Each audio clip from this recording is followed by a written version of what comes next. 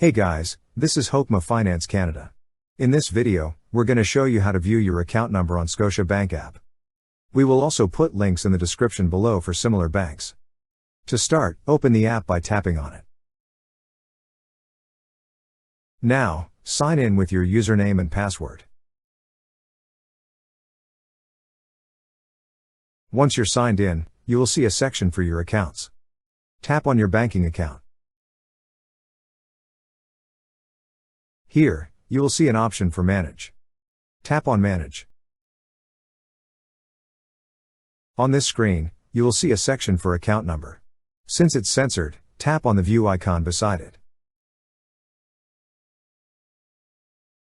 And that's how you view your account number on Scotia Bank app. Thank you so much guys for watching, and if you have not yet subscribed to our YouTube channel, please subscribe to our YouTube channel as we create tech videos related to financial apps almost every day.